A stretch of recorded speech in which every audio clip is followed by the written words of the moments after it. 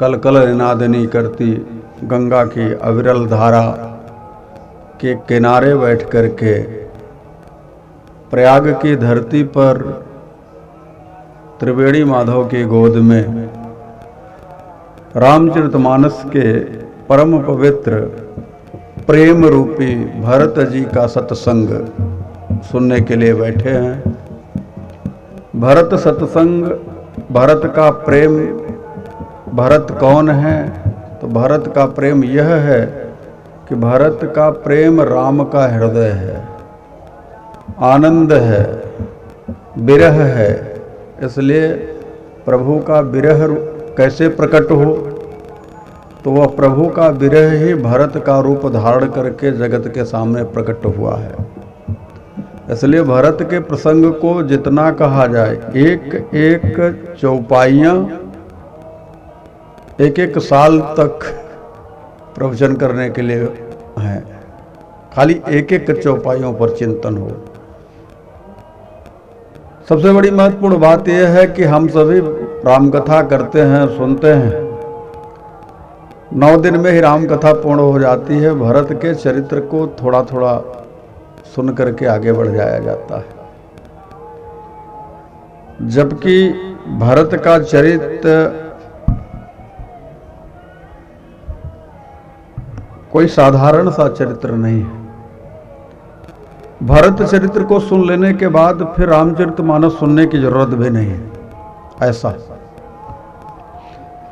तो आइए हम सभी थोड़ा सा आज थोड़ी सी गति बढ़ाएंगे और भरत चरित्र में हम प्रवेश कर रहे हैं फिर से।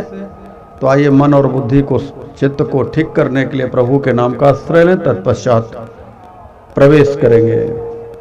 सच्चिदानंद रूपाय सच्चिदानंद रूपाय विश्वोत्पत्त्यादि हेतवे विश्वोत्पत्त्यादि हेतवे तापत्रय विनाशाय तापत्रय विनाशाय श्री कृष्णाय वयं नमः। श्री कृष्णाय वयं नमः। कृष्णाय वासुदेवाय कृष्णाय वासुदेवाय हरे परमात्मने हरे परमात्मने प्रणतः क्लेशनाशाय प्रणतः क्लेशनाशाय गोविन्दाय नमो नमः। गोविन्दाय नमो नमः। रामाय रामभद्राय रामाय रामभद्राय रामचन्द्राय वेदसे रामचन्द्राय वेदसे रघुनाथाय नाथाय रघुनाथाय नाथाय सीतायापतये नमः। सीतायापतये नमः। नीलाम्बुजगश्यामलकोमलाङ्गम् नीलाम्बुजश्यामलकोमलाङ्गम् सीतासमारोपितवामभागम् सीतासमारोपितवामभागम् पारौ महासायकचारुचापम् पाणौ महासायकचारुचापम् नमामि रामं रघुवंशनाथम् नमामि रामं रघुवंशनाथम् अतुलितबलधामम् अतुलितबलधामम् हेमशैलावदेहम् हेमशैलावदेहम् धनुजवनकृशानम् धनुजवनकृशानम् ज्ञानिनानम् अग्रगण्यम् सकलगुणनिधानम् वानरारामधीशम् रघुपति प्रियभक्तम् वातजातं नमामि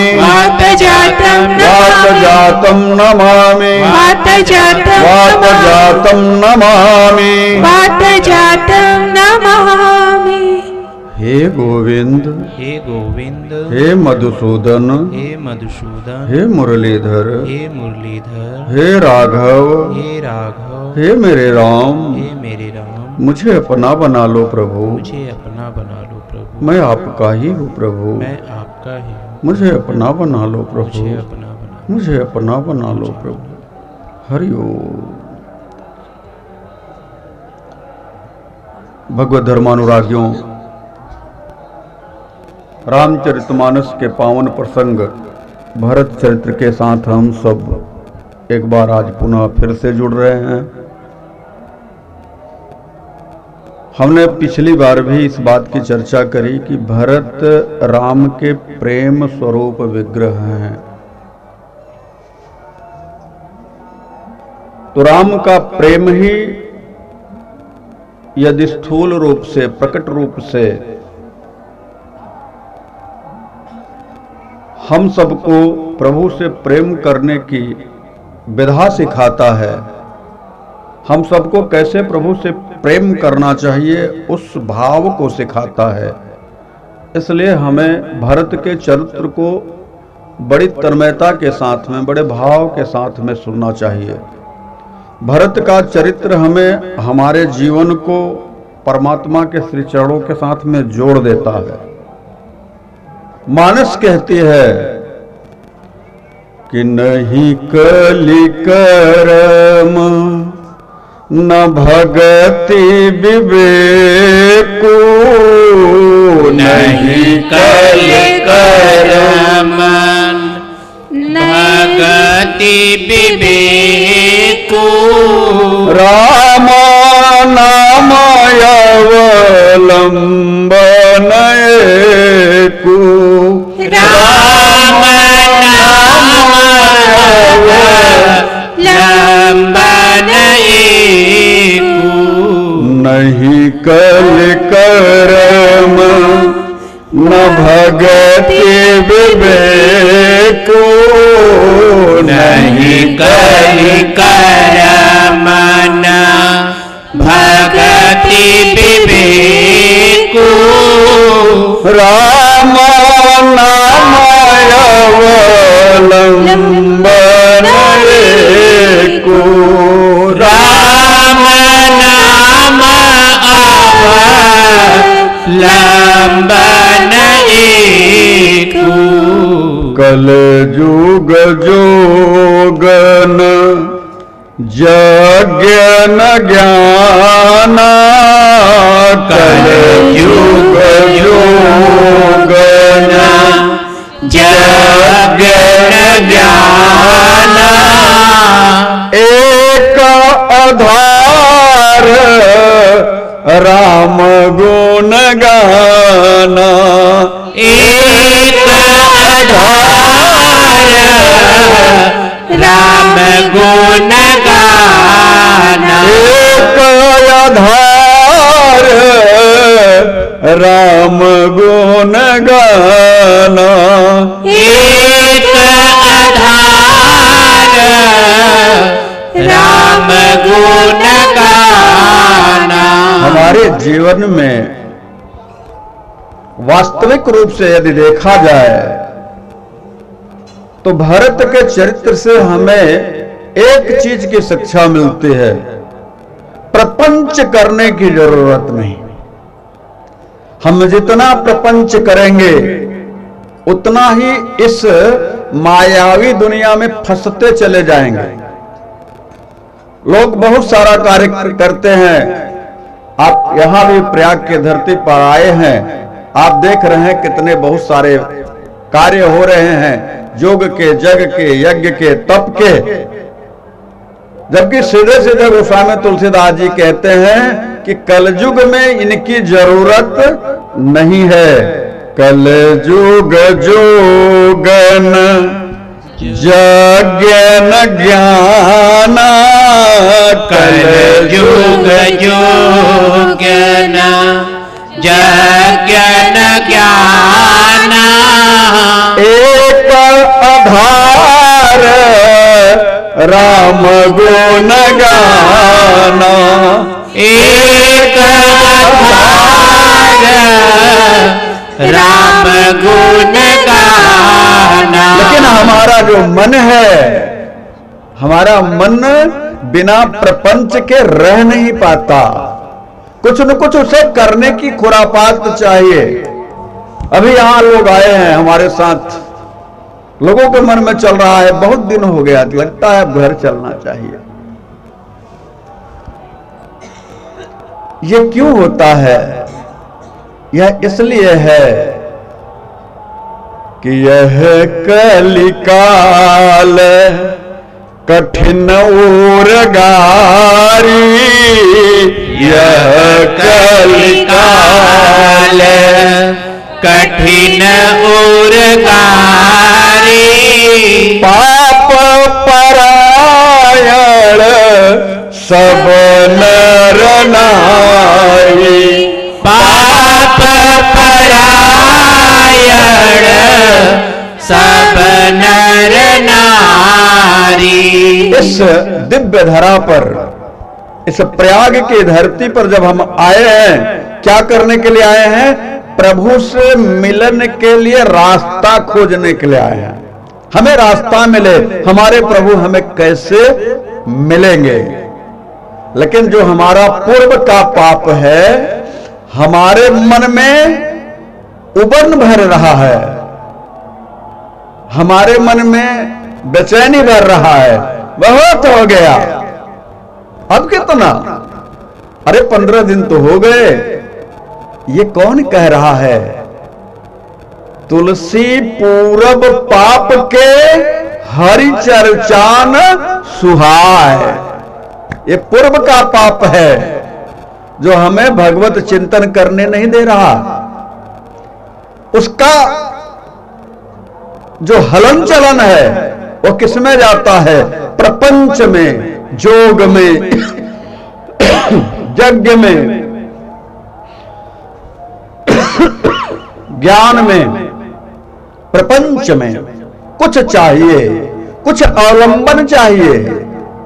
गोस्वामी तुलसीदास जी कहते हैं कि नहीं कलि कर्म न भगति विवेक, नहीं कलि कर्म न भगति विवेक, राम नाम अवलंबन एको, राम नाम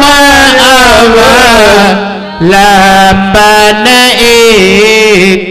हमारे मन के लिए कलयुग में सिर्फ राम नाम का अवलंबन लेने के लिए बताया गया।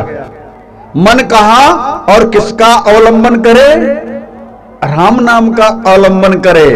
लेकिन हम राम नाम का अवलंबन नहीं करना चाहते, हम कर्म का अवलंबन करना चाहते हैं, हम ज्ञान का अवलंबन करना चाहते हैं, हम प्रपंच का अवलंबन करना चाहते हैं।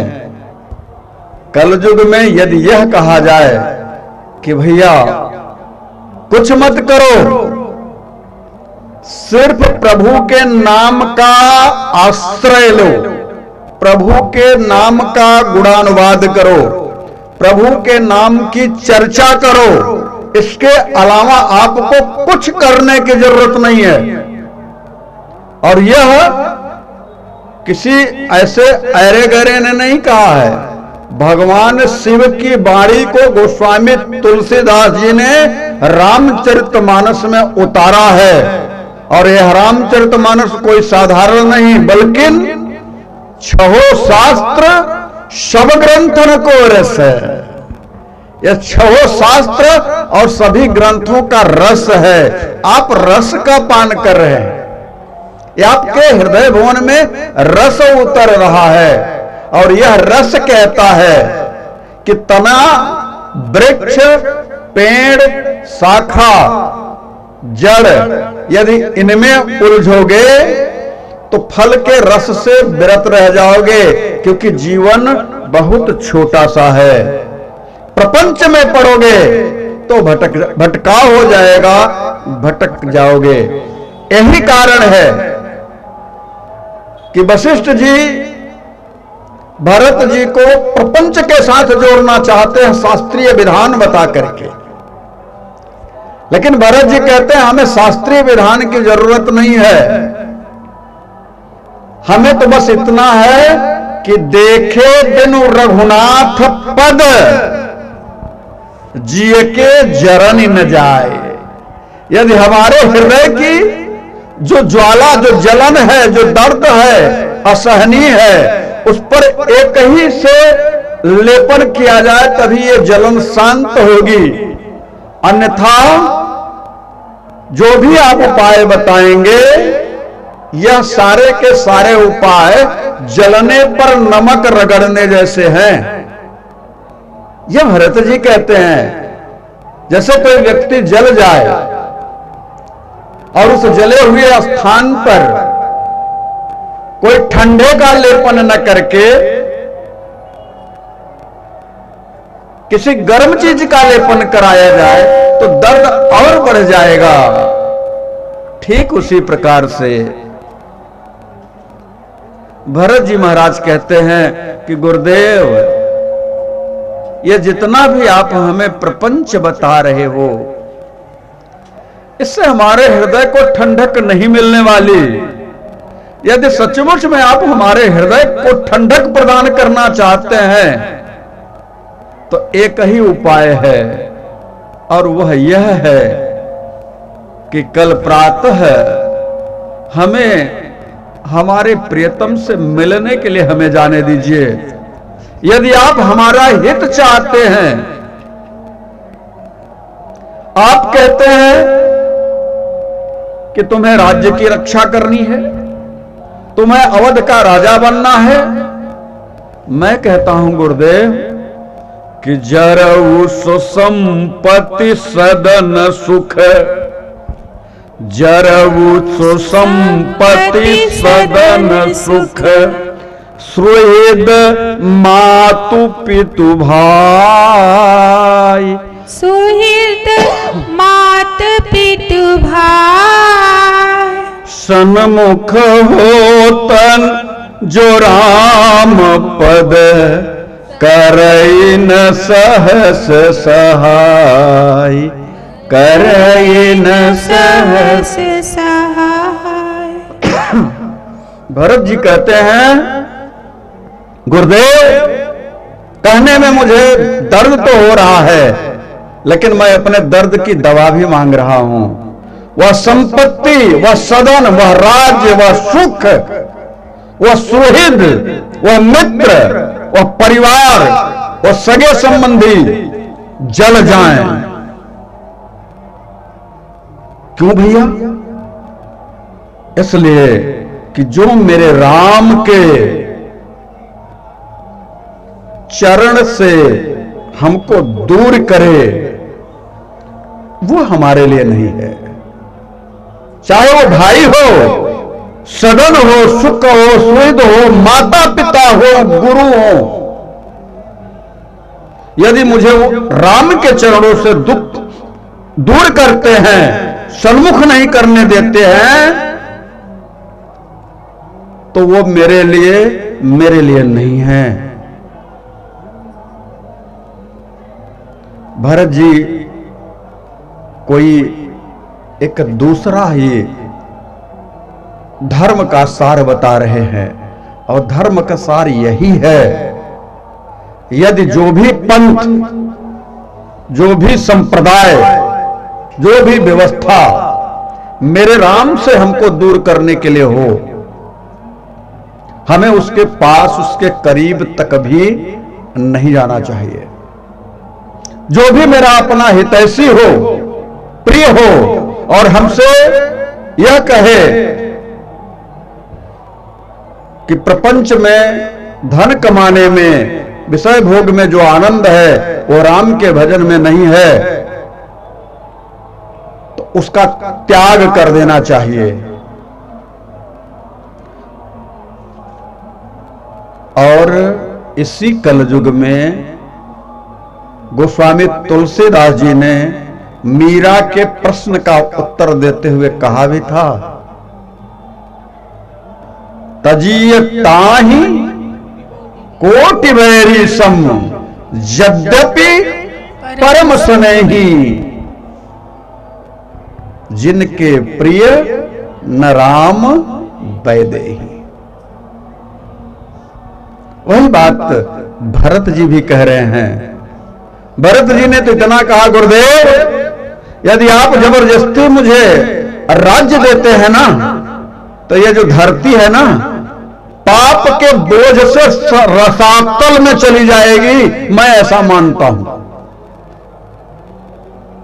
यदि मेरे राम से आप मुझे विमुख करके मुझे राज्य प्रदान करते हैं तो मैं आपको विश्वास देता हूं कि मोहि राज होठ दई हूं जब ही मोहि राज देई हूं जब हठही मोहि राज होठ दई हूं जब ही मोहि राज हठ देई हूं जब ही रसा रसा तल जई है तब ही रसा रसा तल जई है तब ही।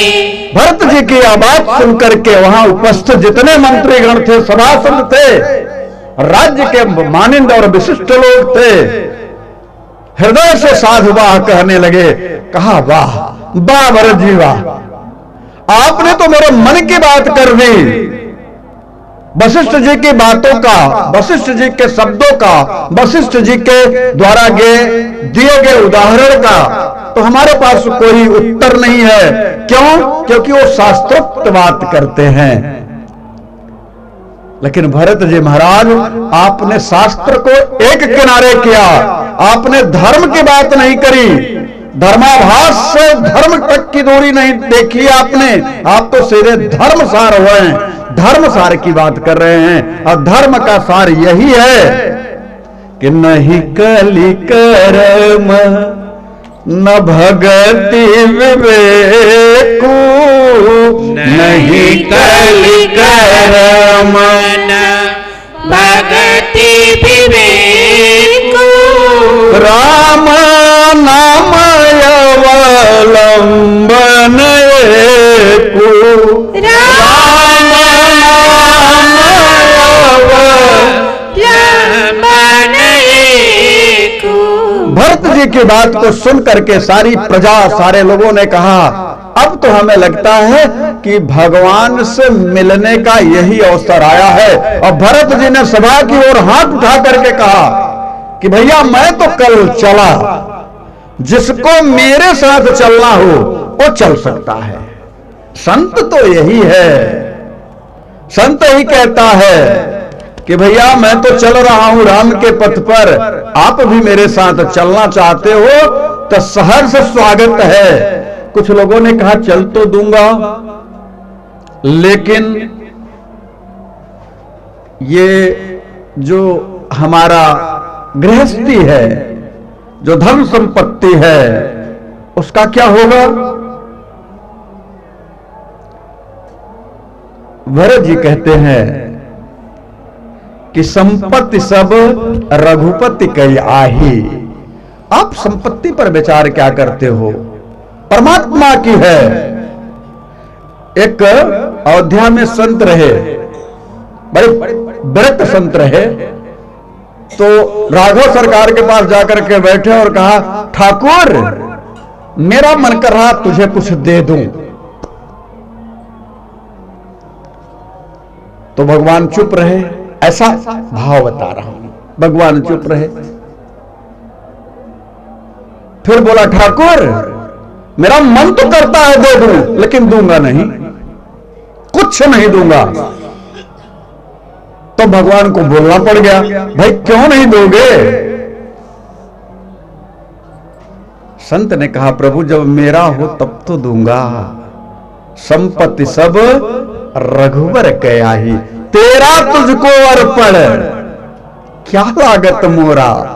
हमारा है, आजकल एक स्लोगन चला है, कह देता हूं इस प्रयाग की भूमि पर, आप भी पढ़े होंगे, श्री श्री 1008 श्री त्यागी बाबा जी महाराज, त्यागी जी फलाने त्यागी।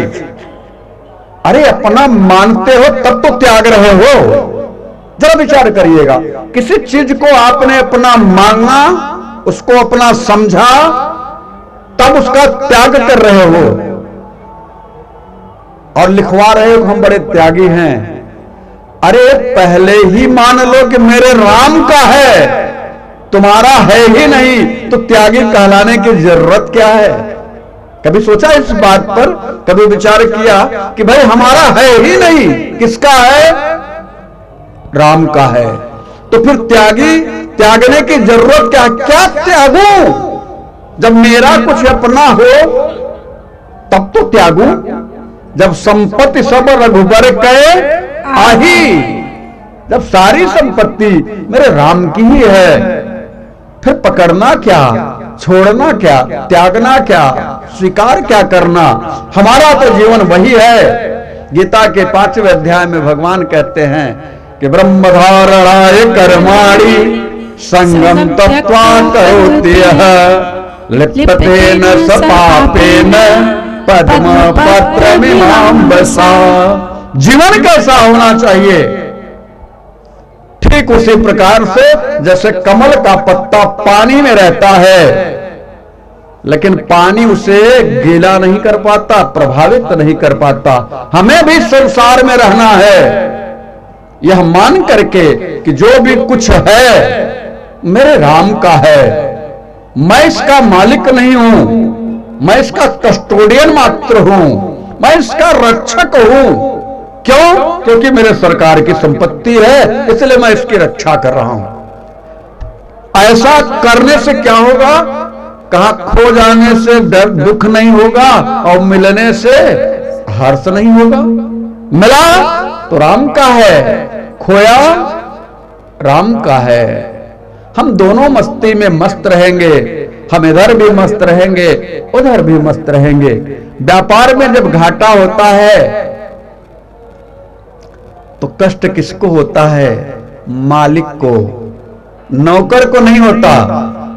वो तो अपनी सैलरी जानता है, मुझे इतना मिलेगा, मालिक घाटे में रहे फायदे में रहे। बस आपसे भी मैं यही कहूंगा कि अपने मालिक को अपना सब कुछ सौंप करके कर्म करो। कर्मण्येवाधिकारस्ते माम फलेषु कदाचन। कर्म करो, फल की इच्छा का त्याग करके। आज भरत जी कहते हैं कि संपत्ति सब रघुपति का आही। ये संपत्ति सारी रघुपति की है, लेकिन जतन कर दो, उसकी सुरक्षा करना मेरा दायित्व है, इसमें मेरी आसक्ति नहीं है। इसलिए उन्होंने कुछ चुने हुए लोगों को संपत्ति की रक्षा के लिए छोड़ा और बाकी के लोगों से कहा कि जो घर फूके अपना चले हमारे साथ। राम से मिलना है तो काम को छोड़ना पड़ेगा, और यदि काम के पीछे पड़ोगे तो राम दूर हो जाएंगे। सारी सभा ने एक स्वर में कहा कि अब तो एक बार धोखा खाए हैं, राम हमें छोड़ करके चले गए, अब संत के पास चल रहा हूं। राम की भी सामर्थ्य नहीं है कि अब हमें दर्शन न दे। इसका अभिप्राय क्या है? इसका अभिप्राय यह है, जब जीवन में आप बिना गुरु के निगुरे होकर के भजन पूजन करते हैं तो भटकाव आ जाता है, भटकाव आएगा। आपके मन में नाना प्रकार के प्रश्न आएंगे, नाना प्रकार के प्रपंच आएंगे। आपका मन कहेगा मुझे गुरु की क्या जरूरत है। और कभी कभी ऐसी स्थिति आ जाएगी कि आप अपने अंतःकरण में विकार को प्रश्रय दे देंगे, यानी काम क्रोध लोभ मोह मद मात्सर्य में से कोई आपके पास आकर के बैठ जाएगा।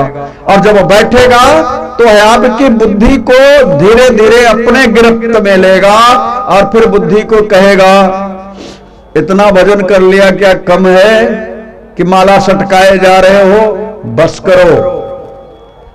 और आप यदि किसी गुरु से जुड़े हो और गुरु भगवान से बात करते हो, कहते हो गुरुदेव आज हमने इतनी माला करी, गुरुदेव बड़े प्रसन्न होते हैं और कहते हैं लाला थोड़ा और बढ़ाए दो, 2-4 माला और बढ़ाओ। फिर आप 2-4 माला बढ़ाते हो, फिर गुरुदेव भगवान से कहते हो गुरुदेव इतना होने लगा, अरे लाला थोड़ा और बढ़ा दो। बस उसी तरह से जैसे कोई कंपनी अपने मार्केटिंग के आदमी को टारगेट फिक्स करता है, या 4 होते हैं ना कंपनी के, वो टारगेट फिक्स करते हैं, इस महीने इतना पेटी माल निकालना है तुमको। अब वह बेचारा बड़ी मेहनत करता है और टारगेट पूरा कर लेता है, सोचता है चलो टारगेट पूरा हो गया। अगले महीने से क्या होता है, फिर बढ़ा देता है।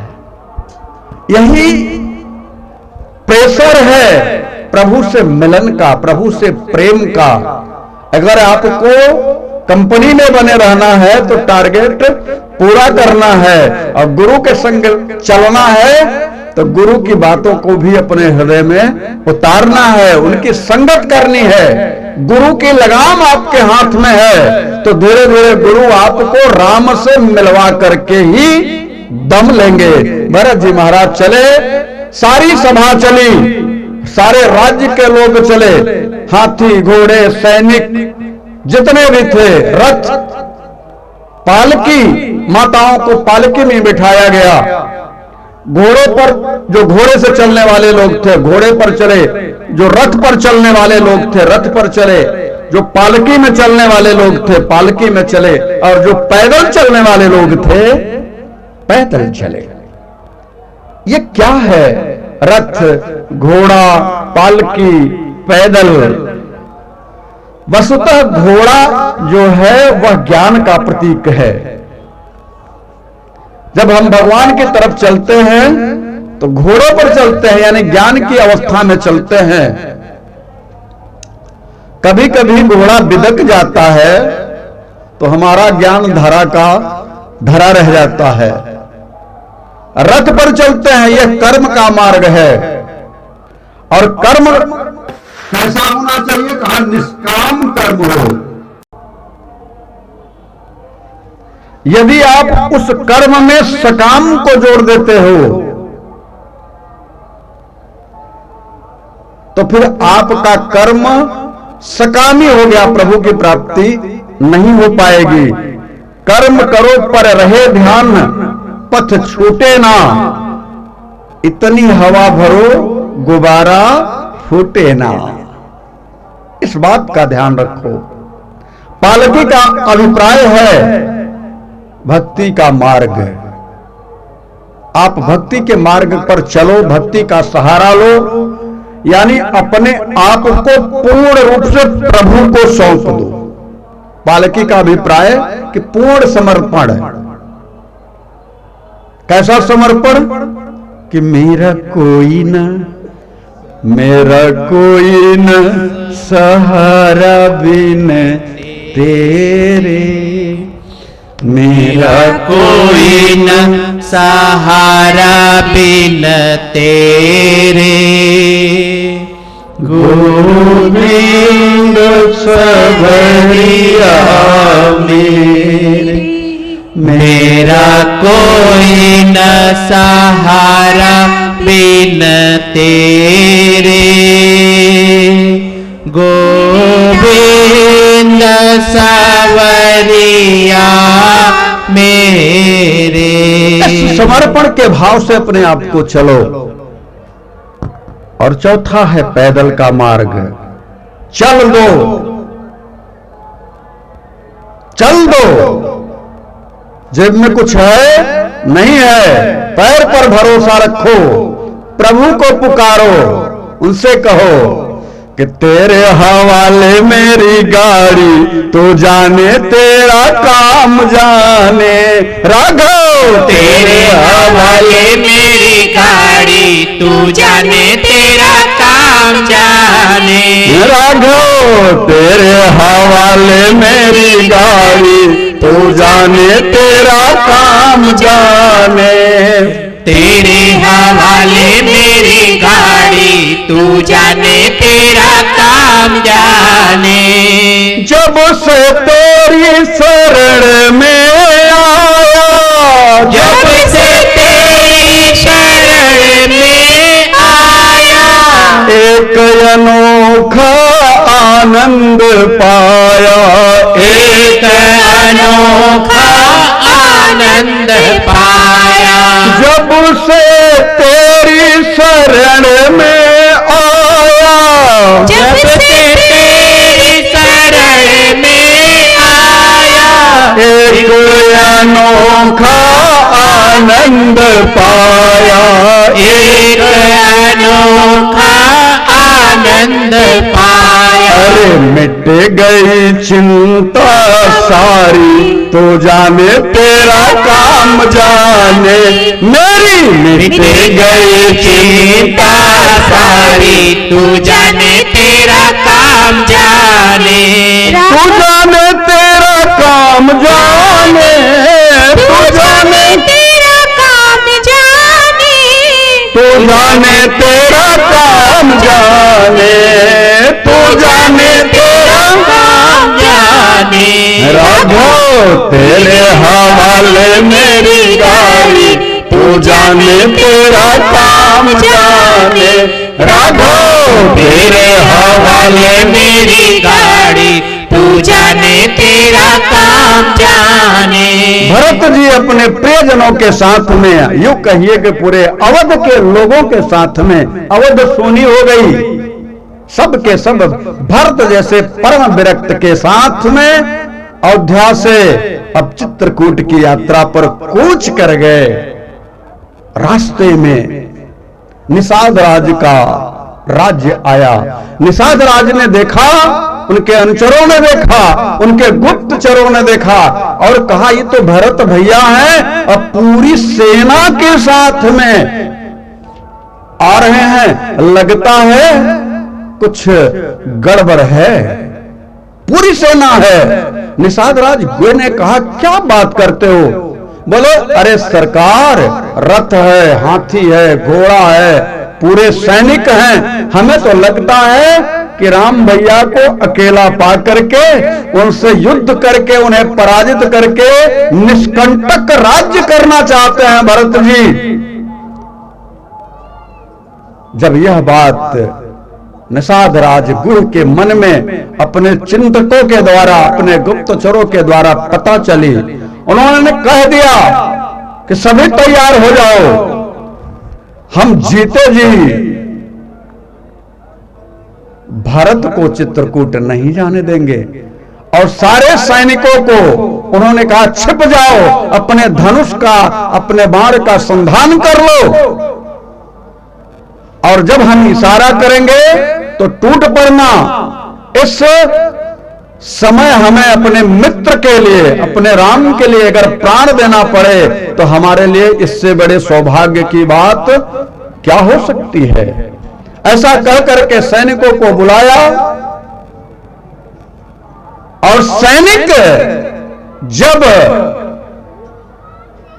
पूरी तरह से वृक्षों पर बैठ गए, जा करके नदियों के किनारे जा करके बैठ गए, पूरी व्यवस्था में जानकी नाथ की सुरक्षा में पूरा प्राणपण से निषाद राजगुरु जब लग गए तो उसी समय एक छींक होती है और एक वृद्ध जो निषाद हैं वो कहते हैं देखो भैया छींक हो रही है, बिना विचारे जो करे सो पाछे पछताए, और काम बिगाड़े आपनो जग में होत हसाए। इसलिए इतने जल्दी कोई निर्णय ना लिया जाए। तब क्या किया जाए? पहले भरत की परीक्षा की जाए कि भरत के आने का कारण क्या है। तो परीक्षा कैसे ली जाए? निषाद राजगुरु ने मीन पीन पाठीन पुराने, ऐसा मानस में आता है कि रजोगुणी, तमोगुणी और सतोगुणी भोजन बनवा करके निषाद राज ने रखवा दिया। यदि भरत जी तमोगुणी की तरफ ध्यान देंगे तो इसका मतलब है कि उनके मन में कुछ और है। रजोगुणी देंगे तब भी हमें सावधान रहना है, और सतोगुणी अगर भोजन पर ध्यान देते हैं तो समझ में आएगा कि भगवान से मिलने जा रहे हैं। लेकिन निषाद राजगुरु की यह युक्ति काम नहीं आई।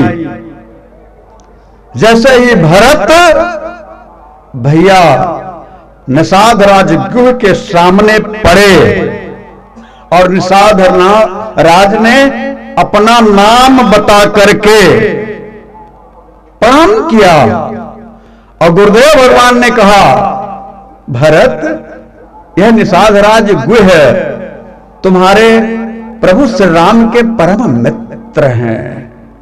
निषाद राज गुह कौन? अछूत है।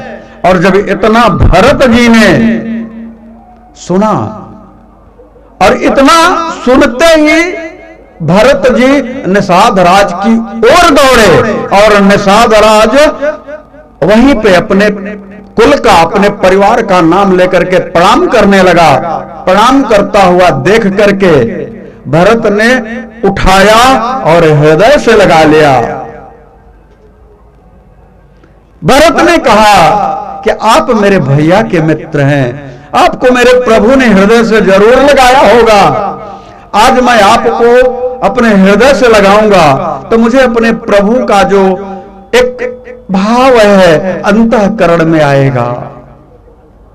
मानस कहती है कि राम सखा सुनि चंदन त्यागा, राम सखा सुनि चंदन त्यागा, चले उतरी उमगत अनुरागा, चले उतरी उमगत अनुरागा। दौड़ करके भरत जी ने हृदय से लगाया और लगाने के बाद ऐसा महसूस किया कि मानो अपने छोटे भाई लखन को हृदय से लगा रहे हैं। अब यह जब भरत का प्रेम गोस्वामी तुलसीदास जी महाराज ने देखा, यहां एक बात और आपको स्पष्ट कर दूं कि हमारे बाबा ठाकुर जी के साथ नहीं रहते। इस समय भरत जैसे परम संत के साथ चल रहे हैं। बाबा कहते हैं कि लोक वेद सब भांति ही नीचा, लोक वेद सब भांति ही नीचा, जासु छाह छुइले सींचा, जासु छाह छुइले सींचा। निषाद राज गुह कौन है? हर प्रकार से नीच है, जिसकी छाया का भी स्पर्श करने पर लोग अपने आप को अछूत मान लेते हैं। ऐसे निषाद राज को भरत भैया ने अपने हृदय से लगा लिया। और वहां पर गोस्वामी तुलसीदास जी एक दृष्टांत देते हैं और वह दृष्टांत आपके लिए है। क्या दृष्टांत है कि राम राम कही जय जमुहाही, राम राम कही जय जमुहाई, तिन्हि न पाप पूंज समुआही, तिन्हि न पाप पूज समुहाई, कर्म नाश जल सुर सरी परही, कर्म नाश जल सुर सरी परही, कहीं को कहु शीस नहीं धरई, तेहि को कहु शीस न धरई। गोस्वामी तुलसीदास जी उदाहरण देकर के कहते हैं, एक कर्मनाशा नदी है जो त्रिशंकु के लार से बनी है। चर्चा करूंगा तो विस्तृत हो जाएगा, इसलिए संक्षेप में कहना चाहता हूं कि त्रिशंकु को स्वर्ग में जाने की इच्छा थी और विश्वामित्र ने उन्हें स्वर्ग की तरफ भेजा और वहां से धक्का मार करके गिरा दिए गए, उल्टे गिरे। इधर से विश्वामित्र ने उधर ऊपर की तरफ भेजा, उधर से स्वर्ग वालों ने नीचे की तरफ भेज दिया, बीच में अटके हैं। और उनके मुंह की जो लार है जो टपकी, उसी से कर्मनाशा नदी बनी है, बलिया की तरफ है। कर्मनाशा का नाम आप लोगों ने सुना होगा। और उसका प्रभाव क्या है? क्या उसमें अगर कोई पैर रख दे तो उसके पुण्य का नाश हो जाता है। जीवन में जितना भी कर्म किया हो सत्कर्म, तुरंत नाश हो जाता है। इसलिए कोई उसमें स्नान नहीं करता। लेकिन वही कर्मनाशा जब सूरसरी गंगा में जाकर के गिरती हैं तो आगे के लोग फिर उसी गंगा जल को अपने माथे पर लगाते हैं। यानी कर्मनाशा जब गंगा से मिलती है तो पवित्र हो जाती हैं। आज वही दृष्टांत निषाद राज गुहे का गोस्वामी तुलसीदास जी दे रहे हैं कि जिनकी छाह को स्पर्श करने मात्र से लोग अपने आप को अप्रस्य मानते हैं, आज वही निषाद राज गुहे भारत जैसे गंगा के साथ में मिलकर के पवित्र हो गया। अभी अभी की मैं आप सबको एक बात बताऊं कि कर्मनाशा नदी के उस पार एक गांव में बारात जानी थी। पुल भी बना है, थोड़ी दूरी से बना है। पुल से जाने पर तकरीबन 6 से 7 घंटे लग जाते हैं। बहुत दूर से होकर के बना है। कर्मनाशा में बहुत ज्यादा जल नहीं रहता। सारी बारात को जाना था। कर्मनाशा पार करके किसी गांव में शादी होनी थी। पंडित जी बोले, देखिए भैया, हम तो नदी में हो करके नहीं जाएंगे, हमारे पुण्य का नाश हो जाएगा। एक समस्या खड़ी हो गई, समय कम है। तो लोगों ने विचार किया, फिर किया क्या जाए। उसी में एक युवक तैयार हुआ। उसने कहा, कोई बात नहीं गुरुदेव, हम आपको अपने कंधे पर उठा लेंगे और आपको नदी पार करा देंगे। आपको रंच मात्र का भी जल स्पर्श नहीं करेगा, आपका पुण्य का पुण्य बना रहेगा। बोले, हाँ ये ठीक है। तैयार हुए। अब पंडित जी का वजन 80 किलो, खाते पीते घर के थे। वो युवक पहले तो हामी भरी लिया, सोचा हम पार करा देंगे, बहुत ज्यादा दूर नहीं है। जब कंधे पर उठाया 80 किलो का वजन लेकर के चला बड़ी हिम्मत से, आधे दूरी पर जब पहुंचा तो पंडित जी थोड़ा कसमसाए। और जैसे ही पंडित जी कसमसाए, वह युवक पंडित जी सहित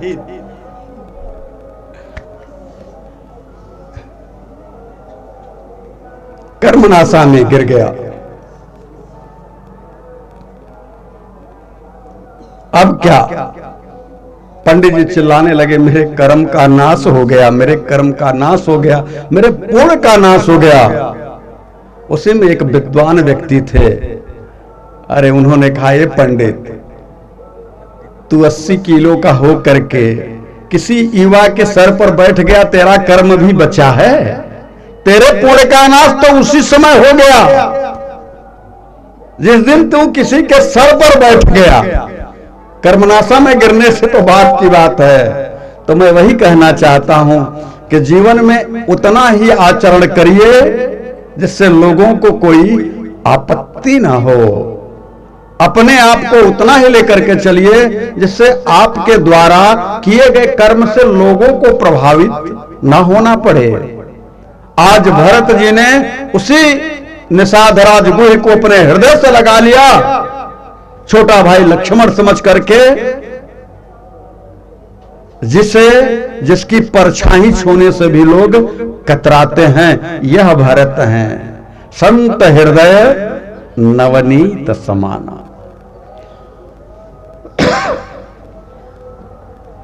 गोस्वामी तुलसीदास जी ने कहते हैं कि भरत भैया ने जब अपने हृदय से निषाद राज गुह को लगाया तो निषाद राज गुह अपना आपा खो बैठे और रोने लग गए और रोते हुए कहा कि हमने आपके लिए अपने मन में जो भाव पाले, जो पाप लगा, उस पाप का क्या होगा। मैं ऐसे आपके जैसे परम विरागी संत के लिए अपने मन में दूषित भावना रखी, मैं तो महापापी हूं। भरत भैया ने कहा, भैया आपने सही रखा था, आपको मुझे मार डालना चाहिए था, क्योंकि मैं मारने योग्य ही हूं। मेरे जैसा पापी कौन होगा जिसके कारण मेरे भैया भाभी को वन की यात्रा करनी पड़ रही है। एक बात कहूं, अपने ही गिराते हैं नशे मन पे बिजलियां, अपने ही गिराते हैं नशे मन में बिजलियां, गैरों ने आके गैरों ने आके दिल को फिर से थाम लिया है, गैरों ने आके फिर से दिल को थाम लिया है। दुश्मन न करे दोस्त ने जो काम किया है। भरत जी अपने लिए विचार करते हैं कि मेरी मां ने जो मेरे साथ कार्य किया है, आज उसी मां के कारण मेरी यह दुर्गति हो रही है। मेरी मां के कारण ही आज मैं पाप का भागी हूं। आज मुझे पाप लगा है और उस पाप को इस निषाद राज गुहे के हृदय से लगाने के बाद कुछ कम अपने आप को महसूस कर रहा हूं। इधर निषाद राज गुहे सोच रहे हैं कि हमारा पाप कम हो गया, संत ने मुझे हृदय से लगा लिया, और उधर भरत जैसे परम विरक्त संत कहते हैं कि निषाद राज गुहे को जिसे मेरे प्रभु ने अपने हृदय से लगाया था, आज उनको हमने हृदय लगा करके कुछ अपने पाप कम कर लिए। यह संत की एक व्यवस्था है। निषाद राज गुह ने कहा, भरत भैया मेरी एक प्रार्थना है कि आप यहां अब आए हैं, थके हैं, रात्रि निवास करें और इसके बाद मैं आपको आगे की यात्रा कराता हूं। भरत भैया ने कहा, भैया एक बात बताओ कि हमारे प्रभु कहां रुके थे, मैं उस स्थान का दर्शन करना चाहता हूं, मैं उस स्थान को देखना चाहता हूं। निषाद राज एक दौड़ करके एक साथरी ले आए, एक कुश की चटाई लेके आए और लेकर के आया, कहा यही कुश की चटाई पर राघव सरकार मैया सीता के साथ लेटे थे, जिसको हमने समेट करके अपने पास रख लिया है, उनकी याद में हमने रखा है। भरत भैया देखिए ना, यही चटाई है। उस चटाई को भरत भैया ने 7 प्रदक्षिणा करके प्रणाम किया है और कहा कि धन्य है आप निषाद राज, जिनके द्वारा यह एक पुण्य का कार्य हमारे लिए हुआ। परिणामतः आपसे मेरा निवेदन है कि जो भी जितनी और जगह हो जहां मेरे सरकार रुके थे उनका दर्शन कराइए। निषाद राज ने कहा, भैया एक बट वृक्ष है जिसकी छांव में हमारे ठाकुर लेटे थे, बट वृक्ष को देख करके दौड़ करके वहां भी पागलों की तरह भरत भैया ने प्रणाम किया। सुबह हुई, रात में कुछ नहीं भोजन किया, फिर पैदल चले। माताओं ने कहा, भैया पैदल क्यों चलते हो, तुम्हें देख करके सब लोग पैदल चलना चाहते हैं, कोई रथ पर, कोई घोड़े पर, कोई पालकी पर नहीं बैठना चाहता। भरत ने कहा, मां सच तो यह है कि मैं सर के बल चलूं तब कहीं जाकर के मेरा पाप कुछ कम हो पाएगा। मैं पैदल की बात छोड़ो, सर के बल चलना चाहता हूं, लेकिन आप लोगों को देख करके मैं पैदल चल रहा हूं। मां के बार बार आग्रह करने पर भरत जी ने फिर से साधन का उपयोग किया। दूसरे दिन भरत जी महाराज अपनी सारी लव लश्कर के साथ में, सारी सेना के साथ में, यही जहां आप बैठ करके भरत के चरित्र का श्रवण कर रहे हैं, यही प्रयाग की धरती पर आए। और जैसे ही प्रयाग की धरती पर आए, भरद्वाज जी जैसे परम विरक्त संत ने जब सुना आज भरत आ रहे हैं, आप से मैं क्या कहूं, भरत के आगमन को सुनकर के परम विरक्त संत के मन में, भरद्वाज जैसे परम विरक्त संत के मन में आसक्ति आ गई कि आज हमें ऐसा प्रतीत हो रहा है कि सियाराम जी के दर्शन का जो पूर्ण फल है, उसी का परिणाम है कि आज हमें भरत जैसे संत के दिव्य दर्शन हो रहे हैं। यह आसक्ति का भाव है। क्यों? क्योंकि राम जी के पूर्ण प्रभाव का नहीं, राम जी के दर्शन के पूर्ण प्रभाव का फल है कि आज भरत जैसे परम विरक्त संत का दर्शन मिल रहा है। इसका मतलब क्या है? कहीं न कहीं दर्शन की लालसा है, लेकिन उसे किस रूप में भरद्वाज जी देख रहे हैं? एक बात यहां समझने की है कि संत के दर्शन से भगवंत की प्राप्ति होती है, लेकिन भरद्वाज जी ऐसे परम विरक्त संत हैं कि भगवंत के दर्शन से संत का दर्शन सुलभ हुआ। तो भगवंत के दर्शन से संत का दर्शन सुलभ हुआ, या किसको? या भरद्वाज जैसे परम संत को, क्योंकि वो स्वयं में संत हैं। तो संत के दर्शन के लिए भगवंत की कृपा होनी चाहिए, और भगवंत के दर्शन के लिए संत की कृपा होनी चाहिए। ये दोनों एक दूसरे के पूरक हैं। आज भरत जी जब भरद्वाज जी के आश्रम में पहुंचे,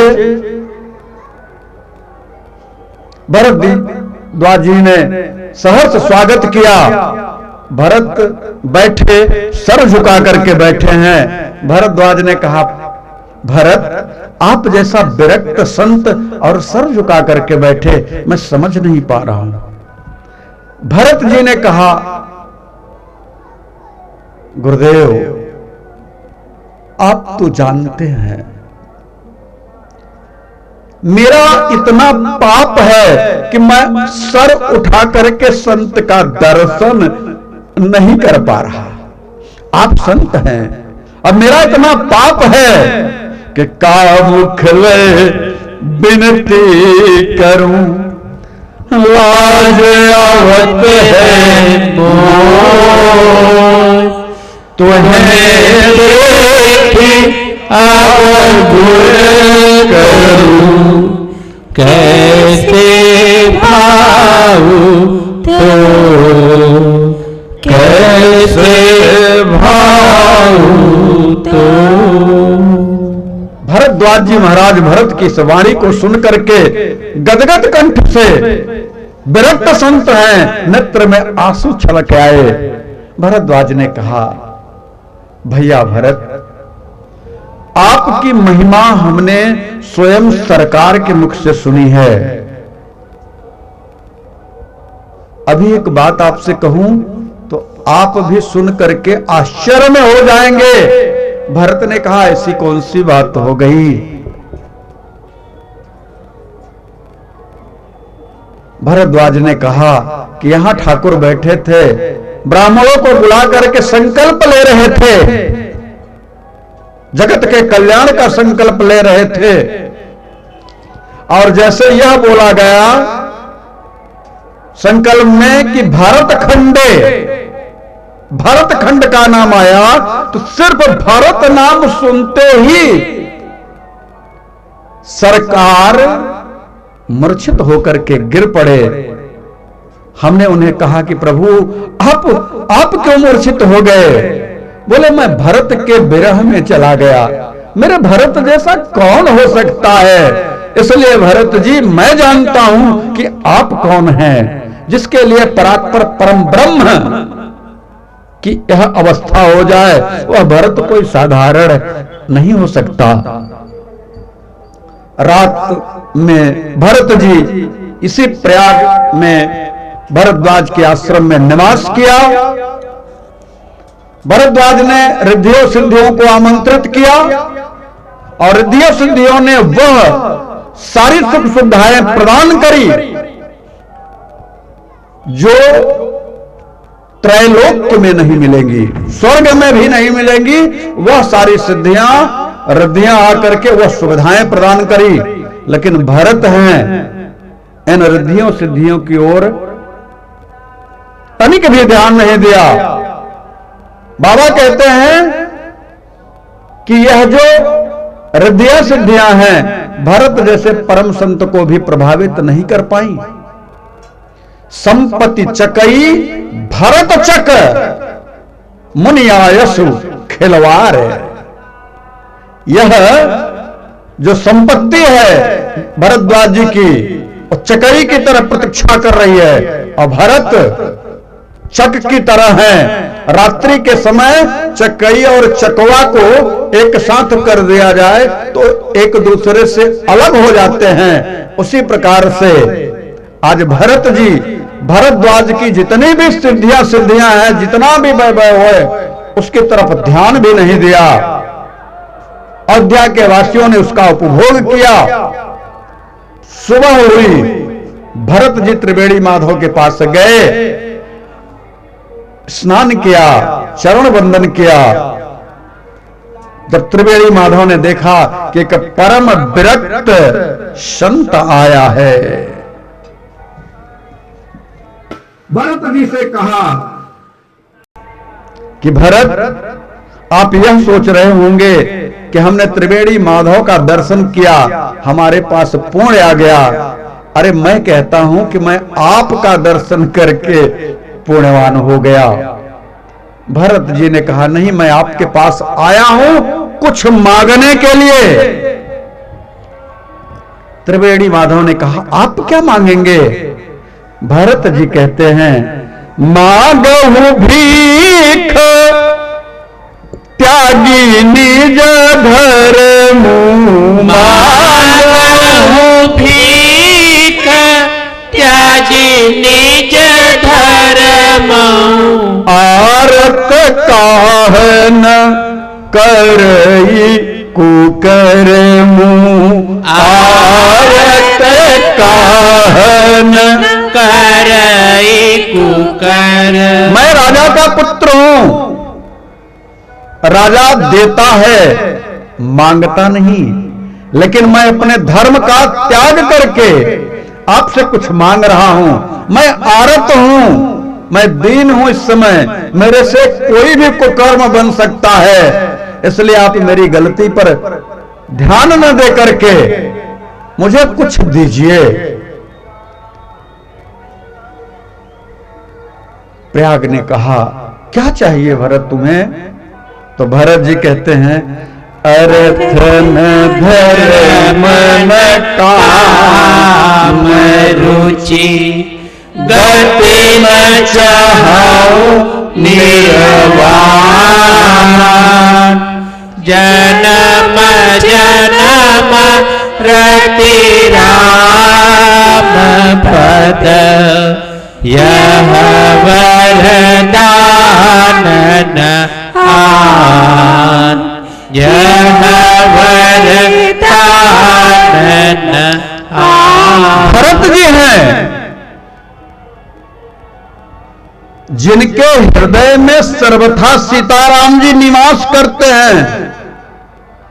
वह कह रहे हैं कि अर्थ न धर्म न काम रुचि गति न चाहौ निर्वाण, और जन्म जन्म रति राम पद, यह वरदान न आन।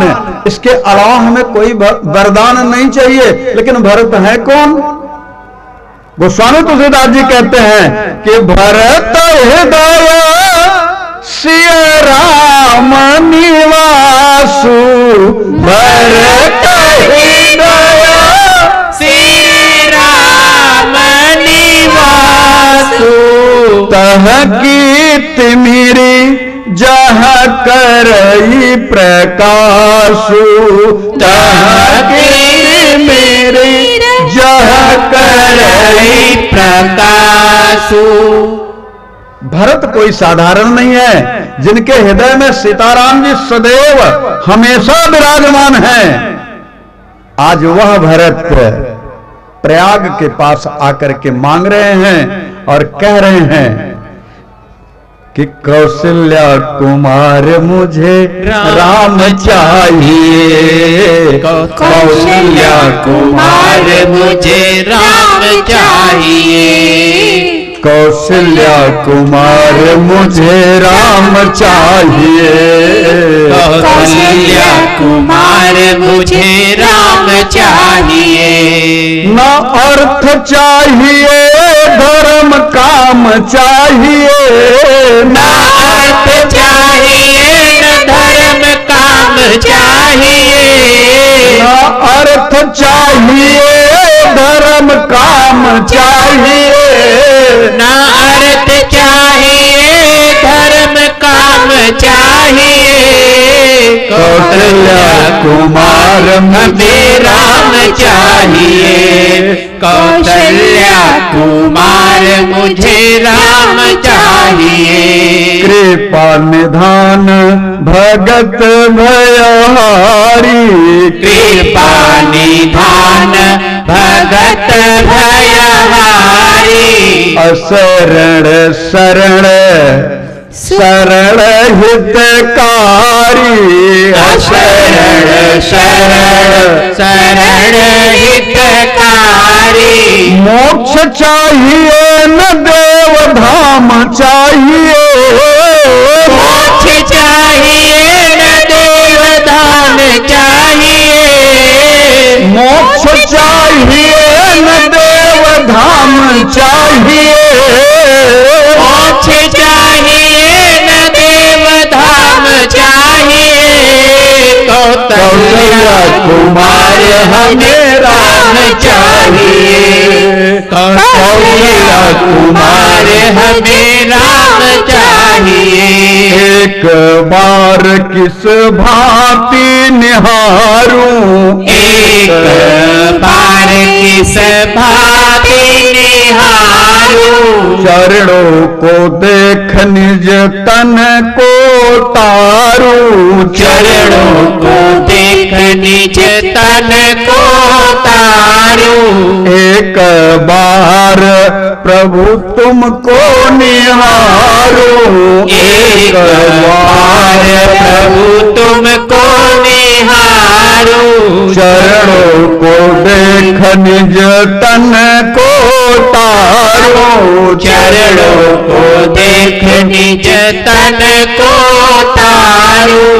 भरत के त्रिलोक के ललाम चाहिए, भरत के त्रिलोक के ललाम चाहिए, कौशल्या कुमार हमें राम चाहिए, कौशल्या कुमार हमें राम चाहिए। न अर्थ चाहिए न धर्म काम चाहिए, न अर्थ चाहिए न धर्म काम चाहिए, कौशल्या कुमार हमें राम चाहिए, कौशल्या कुमार हमें राम चाहिए। भरत जी ने कहा कि मुझे और कुछ नहीं चाहिए,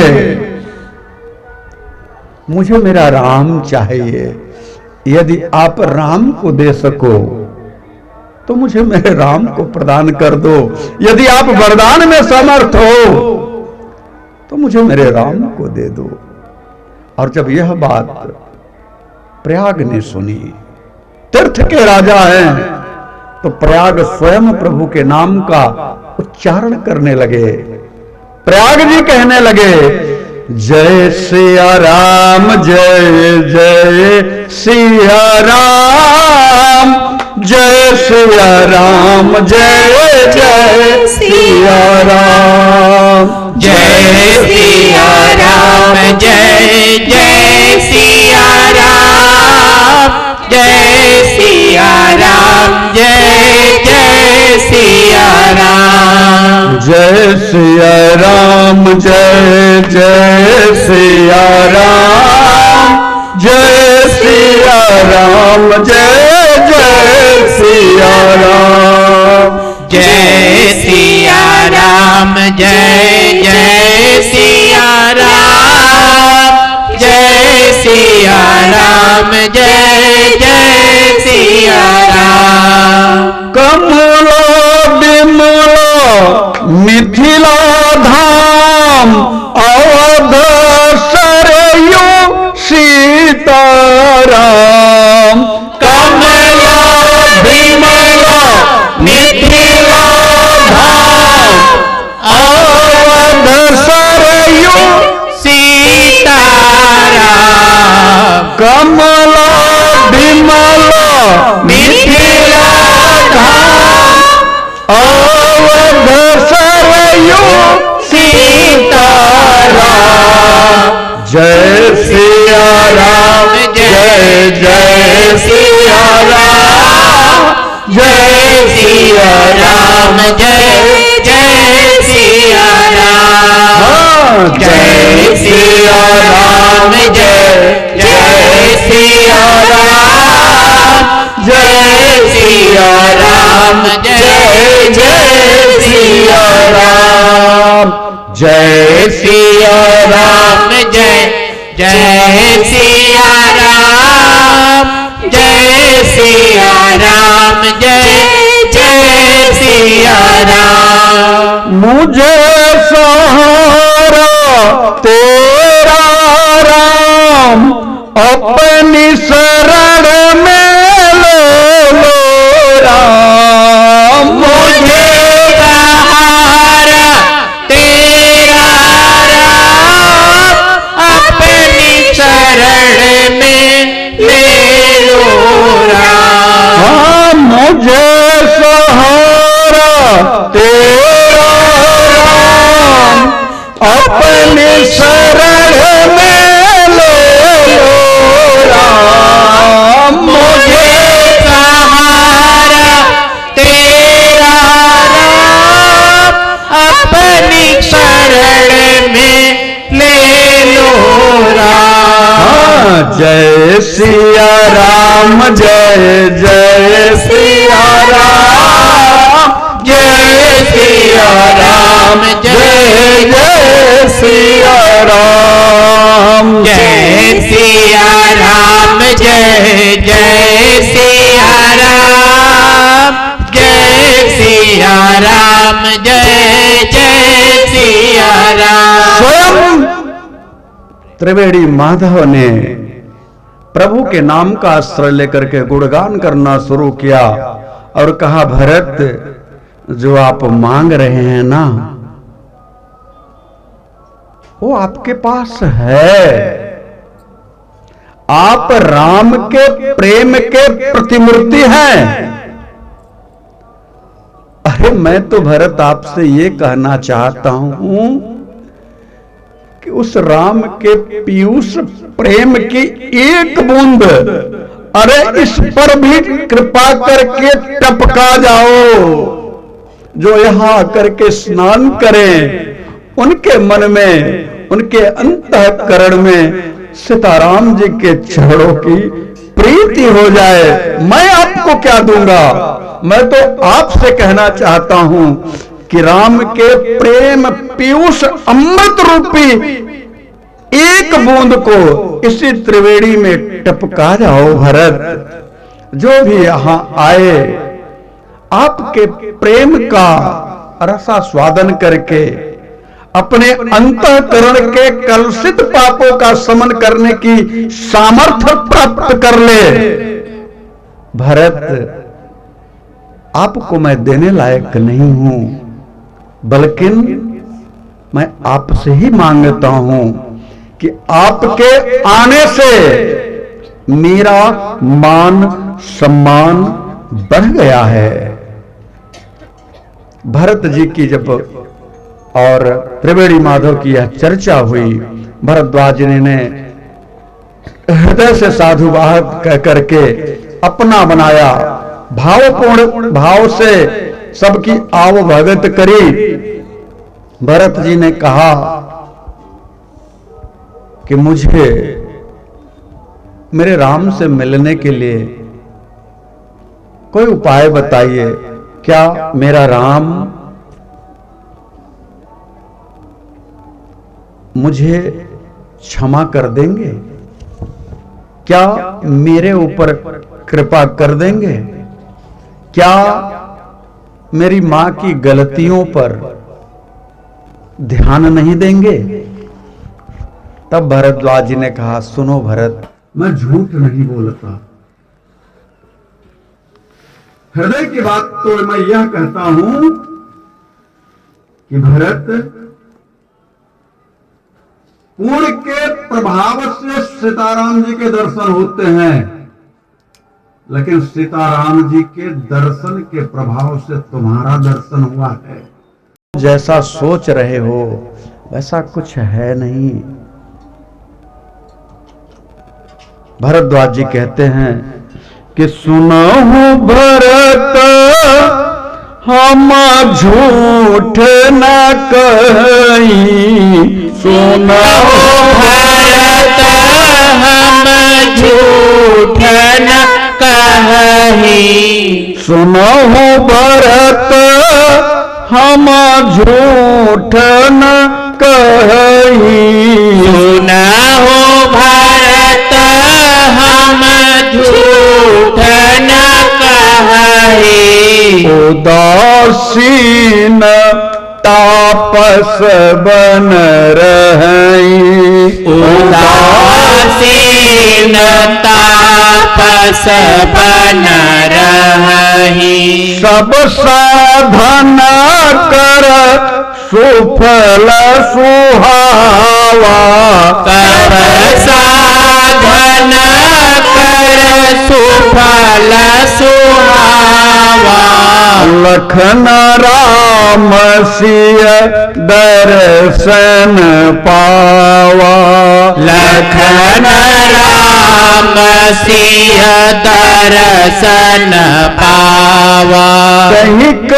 तहि फल कर फल दर्श तुम्हारा। तेहि फल कर फल दर्श तुम्हारा। सहित पयाग सुभाग हमारा। सहित पयाग सुभाग हमारा। इतना कह करके भरद्वाज ने भरत जैसे परम विरक्त संत को आगे बढ़ने के लिए कहा कि सुफल मनोरथ हो तुम्हारे। तुम्हारा मनोरथ सुफल हो, तुम्हारे मन में सीताराम जी के प्रति जो प्रेम भाव है वह ऐसे ही बना रहे, प्रभु कृपा बनी रहे। मैं एक बात कहूं, यह वही कह सकता है जिसकी राम जी के चरणों से प्रीति हो। यह वही आशीर्वाद दे सकता है जैसे सीताराम जी अपना मानते हों। भगवान भोलेनाथ कहते हैं कि उमा जे राम चरण रत, विगत काम मद क्रोध। उमा जे राम चरण विगत काम मद क्रोध। निज प्रभु मैं देखहि जगत, केहि सन करहु विरोध। कहि सन करहि विरोध। कहि सन करहि विरोध। भरत जी महाराज अब चले तो रास्ते में जो भी मिलता उसी से पूछने लग जाते भैया जरा बताइए, मेरे सीताराम जी इसी मार्ग से गए थे ना। और जैसे ही कोई भरत जी को देखता तो इसके पहले सीताराम जी को देख चुका रहता तो खुद भ्रम में पड़ जाता कि राम जी ही लौट करके आए हैं या कोई और पूछ रहा है, क्योंकि राम जी और भरत जी दोनों का स्वरूप एक जैसा है। क्यों ऐसा है? क्योंकि भरत राम का चिंतन करते करते राममय ही हो गए हैं। ध्यान रखिएगा, आप जिसका चिंतन करते हैं आपका चेहरा वैसा ही हो जाता है। बहुत पते की बात बता रहा हूं, यदि आप जीवन में क्रोध का चिंतन करते हैं तो आपका चेहरा क्रोधी जैसा हो जाता है। कभी कभी आपने देखा है कि कोई व्यक्ति सामने पड़ता है और आप देखते ही उसे जज कर लेते हैं कि बड़ा क्रोधी दिख रहा है। अच्छा, कहां से क्रोधी दिखा? बड़ा क्रूर दिख रहा है। कहां से क्रूर लगा वो? कैसे आपको पता चला कि वह क्रूर है, क्रोधी है, दुष्ट है? आप कोई ज्योतिषी तो है नहीं, फिर आपने कैसे समझा कि वह क्रोधी है, वह क्रूर है, वह दुष्ट है? बस ऐसे ही कि उसने जीवन भर क्रोध का ही आश्रय लिया है, चिंतन किया है। तो जो जिस चीज का चिंतन करता है उसका चेहरा उसी तरह से हो जाता है। यह बात उतनी ही है जितना भरत जी का हमारे राम जी के साथ में संबंध है। राम जी का चिंतन भरत जी हर पल, हर घड़ी, हर समय करते रहते हैं और हमारे राम जी भी भरत का चिंतन करते हैं। इसलिए कौन चंदा कौन चकोर यह कहना बड़ा मुश्किल की बात है। भरत जी जिससे भी मिलते उसी से पूछते, क्या आपने मेरे भैया सीताराम जी को इस रास्ते से जाते हुए देखा? भरत जी कहते कि करी प्रणाम बूझही जही तेहि, करी प्रणाम बूझहि जेहि तेहि, यही बन राम लखन बैदेही, केहि बन राम लखन बैदेहि। इस मन में मेरे भैया गए हैं। भैया आप जानते हैं क्या, एक लकड़हारे को देखा और प्रणाम किया। लकड़हारा देख करके धन्य हो गया कि भरत जो भगवान के परम भागवत हैं हमें प्रणाम कर रहे हैं। तो भरत क्यों प्रणाम करते हैं? क्योंकि निज प्रभु मैं देख ही जगत केहि सन करहु विरोध। अपने प्रभु के रूप में ही उनको सारा जगत दिखाई देता है। तो किसे वो छोटा माने और किसे वो बड़ा माने। और यदि कोई कह देता कि हां हमने देखा है, हमने राम जी को जाते हुए देखा है, सीताराम जी का दर्शन हमने किया है, तो भरत जी क्या करते? जे जन कहाई कुशल हम देखे, जे जन कहाई कुशल हम देखे, प्रिय राम लखन समलेखे, ते प्रिय राम लखन समलेखे। यदि कोई कह दे कि हमने देखा है तो उसे भगवान भरत जी किस दृष्टि से देखते हैं? जैसे हमने अपने राम को ही देख लिया, उसी में अपने राम को देखने लग जाते हैं, उसी में अपने लक्ष्मण भैया को देखने लग जाते हैं। यह भरत का प्रेम है।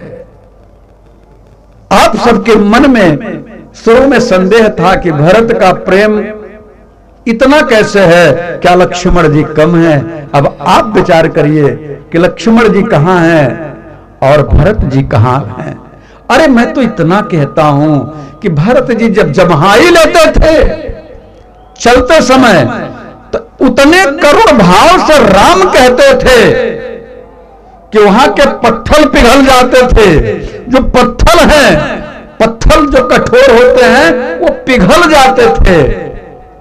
बाबा मानस में कहते हैं, जब ही राम कही ले ही उसासा, जब ही राम कही ले ही उसासा, मगत प्रेम मानहु चहुपासा, उमगत प्रेम मनहु चहुपासा, उमगत प्रेम मानहु चहुपासा, उमगत प्रेम मनहु चहुपासा। भरत जी का प्रेम देख करके, भरत जी की स्थिति को देख करके वहां के जड़ चेतन भी चेतन जड़ बन जाते थे, और जो जड़ है वह चेतन होकर के पत्थर भी पिघलने लग जाते थे।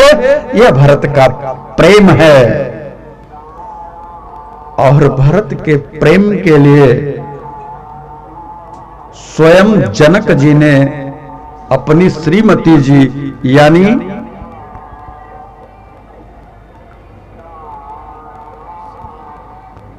जनक जी की धर्म पत्नी का नाम है सुनैना। सुनैना का मतलब जिसका नेत्र सुंदर है। तो भरत के प्रेम को देख करके सुनैना ने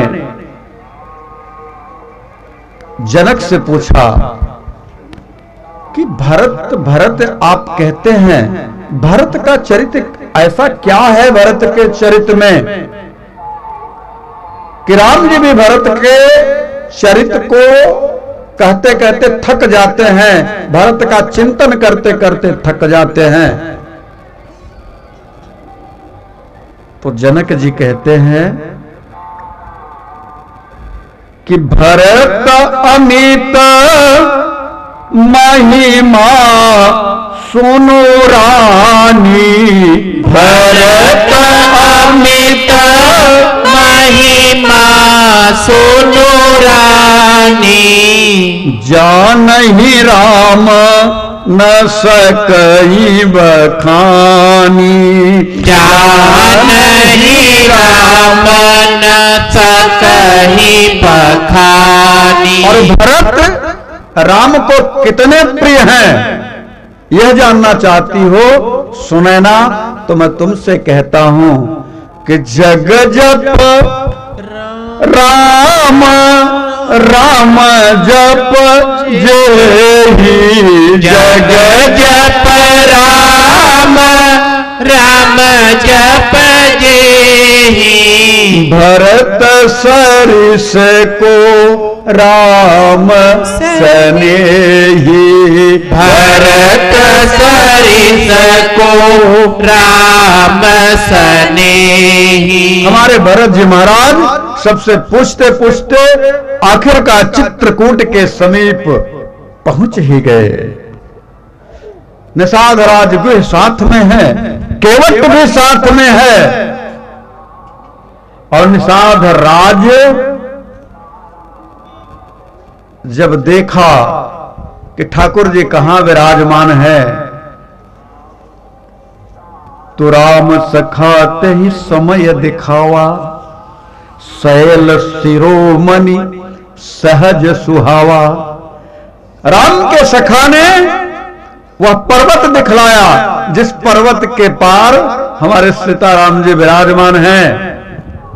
और जब यह भरत भैया और शत्रुघ्न भैया सुने कि अब तो पास आ गए हैं, तो बाबा को लिखना पड़ा कि परम प्रेम पूरन दो भाई, परम प्रेम पूरन दो भाई, मन बुध चित्त अहमित बिसराई, मन बुध चित अहिमित बसराई। और कहूँ सो प्रेम प्रगट को करई, कहूँ सो प्रेम प्रगट को करई, यही छाया कवि मति अनुसरई, कही छाया कई मति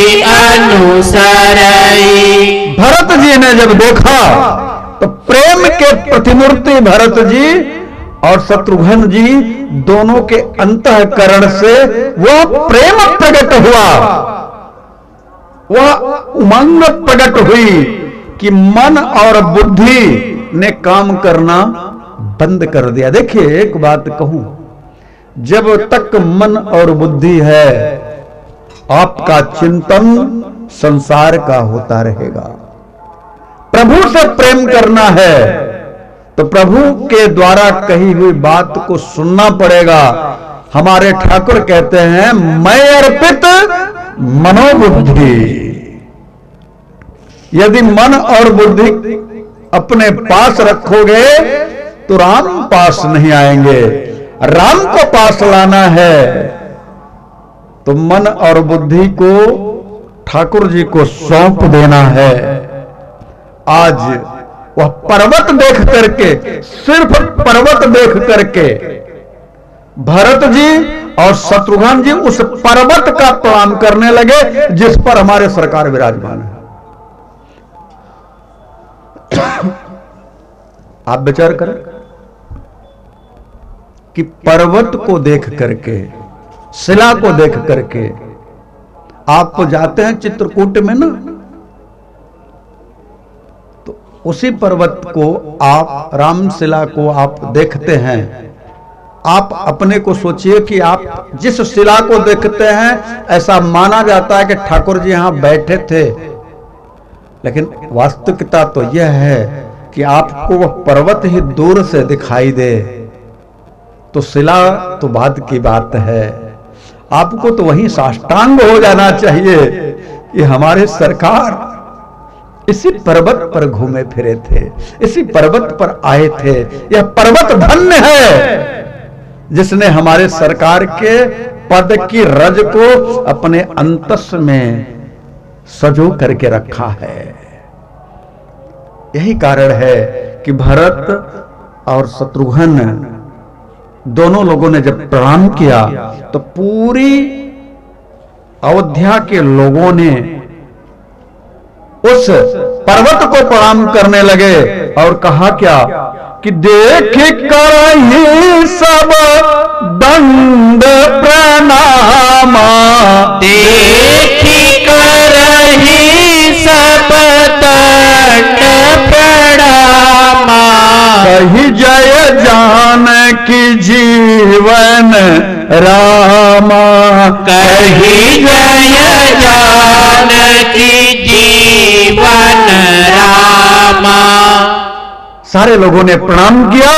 और भरत की स्थिति क्या है? उस समय गोस्वामी तुलसीदास जी पास में खड़े हैं। किसी ने पूछा कि महाराज आप भरत जी के पास क्यों हैं? आप तो ठाकुर जी के पुजारी हैं, आपको तो ठाकुर जी के पास रहना चाहिए। गोस्वामी तुलसीदास जी ने कहा भैया ठाकुर जी का कुछ ठीक नहीं, कब मेरी मति में तामसी बुद्धि आ जाए और कब ठाकुर जी हमें छोड़ करके चले जाएं। इसलिए मैं भरत जैसे परम संत के साथ रहूंगा तो न मेरी बुद्धि भ्रष्ट होगी न तामसी प्रवृत्ति आएगी और ठाकुर जी को तो मिलना ही होगा यदि मैं भरत के साथ रहता हूं तो। इसलिए मैं भरत के साथ हूं।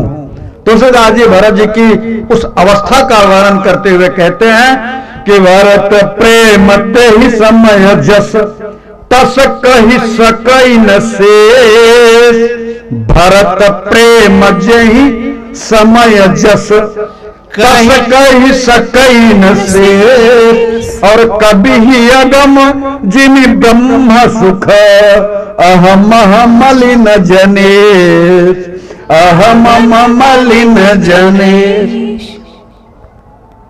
गोस्वामी तुलसीदास जी कहते हैं मैं भरत के प्रेम को क्या लिख पाऊंगा, भरत के प्रेम को क्या बता पाऊंगा।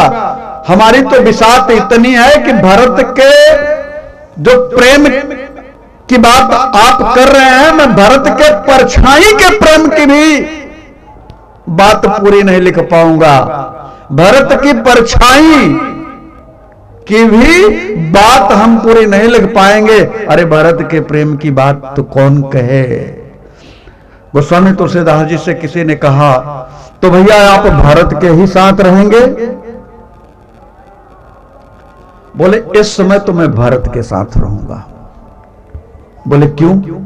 मान लीजिए वहां कोई कुछ चल रहा हो, राम जी कुछ उपदेश दे रहे हो, कोई चर्चा चल रही हो, तो क्या गोस्वामी जी आपको वहां नहीं जाना चाहिए?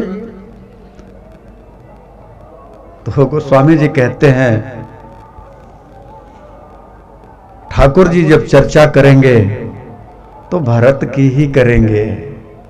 ठाकुर जी कोई चर्चा अगर करते भी हैं तो सिर्फ और सिर्फ भरत की ही करते हैं, और जिसकी चर्चा करते हैं अगर हम उसी के साथ में हैं तो हमें चर्चा नहीं, हमें तो संग चाहिए।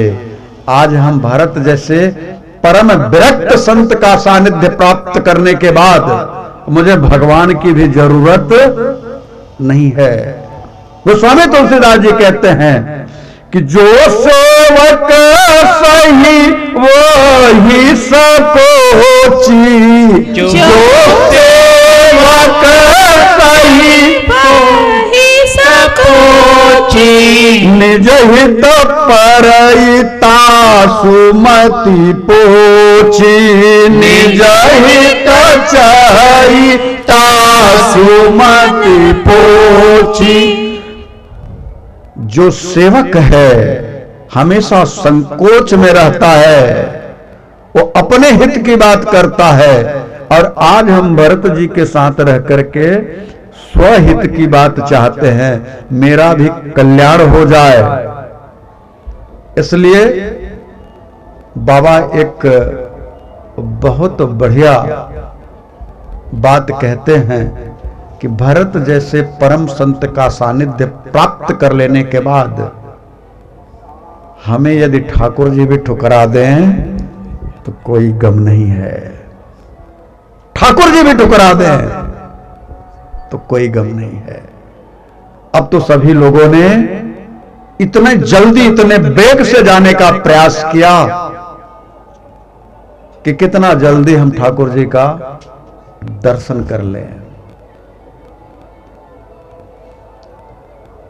तीव्र गति से जाते हुए नाम का उच्चारण करते हुए पूरे लोगों के साथ में भरत जी जब चलने लगे, गति तेज थी, धूल उड़ने लगी, और जब धूल उड़ने लगी तो कुछ वहां के जो कोल भिल थे वो आकर के समाचार देते हैं लक्ष्मण भैया से, और कहते हैं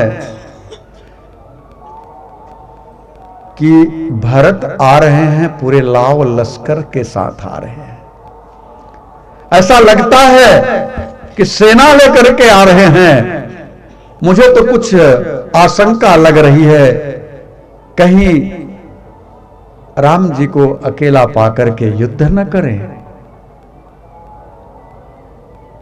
कथा संक्षिप्त में कहना चाहूंगा कि भरत जी के भाव को लक्ष्मण जी नहीं समझ सकते, क्यों? लक्ष्मण विवेक हैं, बुद्धि से भगवान के परम को समझा नहीं जा सकता।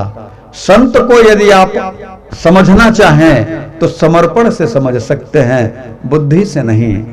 गुरु को जानना चाहते हैं तो आप समर्पण करके समझ सकते हैं। तद विद्धि है प्राणिपातेन परिप्रश्नेन सेवया। आप गुरु को जानना चाहते हैं तो प्राणिपात करिए, संत को जानना चाहते हैं तो प्राणिपात करिए, तब आपको संत समझ में आएंगे। आजकल आधुनिक युग में एक चलन निकला है, किसी से पूछा जाए कि भैया आपने अपने जीवन में किसी गुरु की शरणागति ली है, तो अगले की तरफ बड़े गर्व से कहते हैं कोई देखूंगा अच्छा मिलेगा तो बना लूंगा।